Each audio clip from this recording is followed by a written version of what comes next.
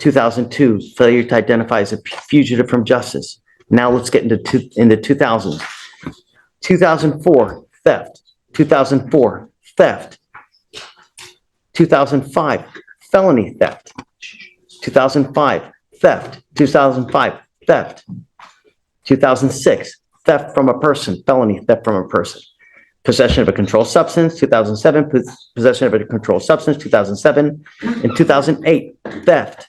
2009, possession of a controlled substance, 2010, possession of a controlled substance, possession of a controlled substance, possession of a controlled substance, 2012, theft, assault, theft, 16, 17, 18.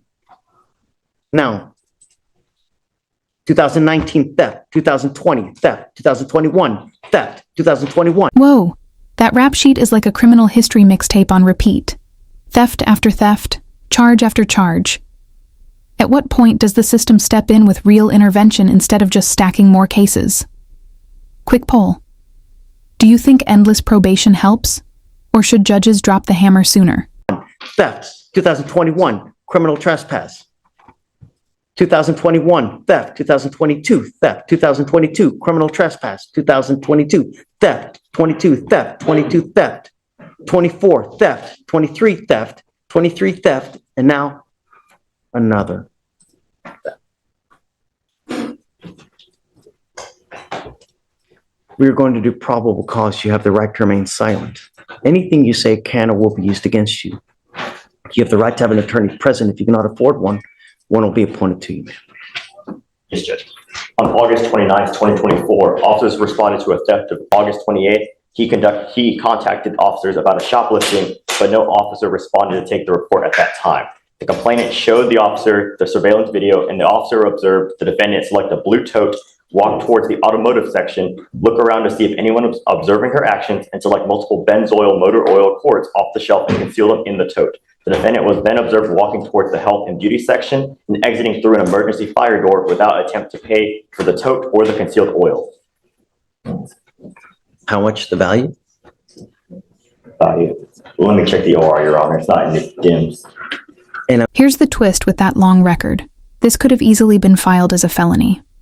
But prosecutors went misdemeanor instead. Was that a mistake or a mercy? Drop your thoughts. Is this smart case management or just negligence letting repeat offenders slip through the cracks? I'm guessing because they know it's going to be reduced to a misdemeanor, they just now file it as misdemeanors, Michael, instead of a felony? I'm sorry, what's the question, Judge? Do they hence assume intake that it's going to be reduced to a misdemeanor as to why they filed it as a misdemeanor? You know what, Judge? This has been happening a lot, and I'm not sure why. I think, honestly, a lot of it is negligence into not looking at what their criminal history is before they file the charge.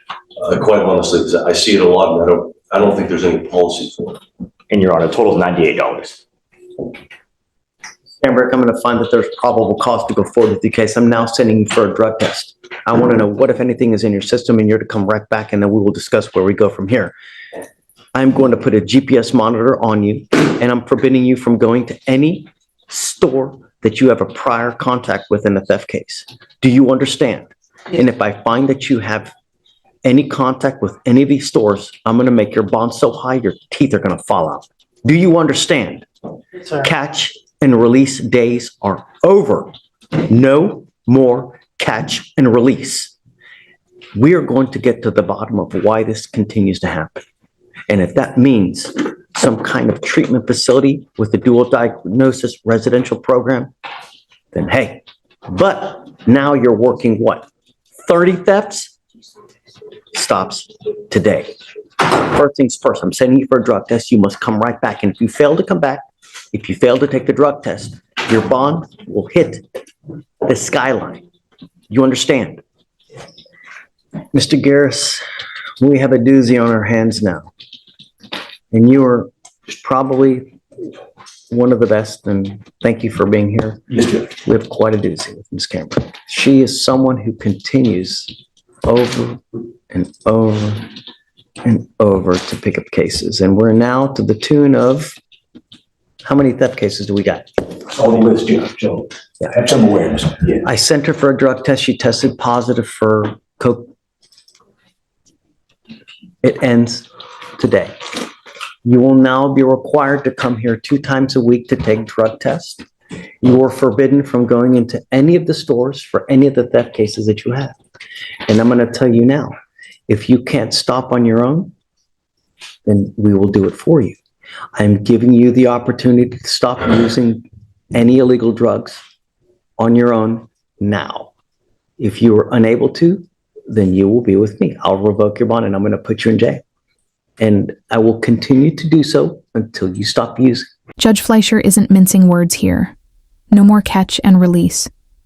He's laying down a tough love ultimatum: rehab, drug testing, or jail. Real talk. Do you think this strict approach finally stops the cycle?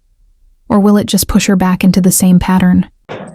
If you pick up any more new cases, likewise, I'm going to put you in jail. Do you understand? Yes, sir. You were lucky that you are not charged with a felony now, and I don't understand why. But being after as many theft cases you have now, I just don't understand. But you're lucky that it's a misdemeanor. Be that as it may, no catch and release. We're done. Do you understand? And I'm going to tell you now that I'm going to be very, very, very hard pressed to just start accepting time served over and over, because what we are doing is we are, and you can see that we are not solving the underlying issue as to why it continues to happen. No. State, the prosecutors and I had a brief discussion about that. I'm going to try to find out more and Take I'm your sure time. Time will. But in the interim, you will come here every Monday and Thursday to test. And the next time you test positive, I'm going to revoke your bond. I'm going to put you in jail, and I'm going to make your bond high. Do you understand, Ms. Camrick? Today is Tuesday.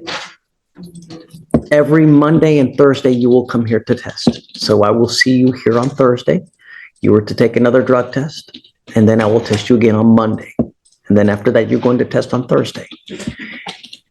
And I'm strongly considering doing some kind of anti-theft course as I'm going to see what we can do to have her start doing some kind of proactive kind of help, so to speak, so that it just, I don't understand why. And obviously, I think resources are an issue, but I will help out with that if necessary. Where do you live now? She lives with her father here.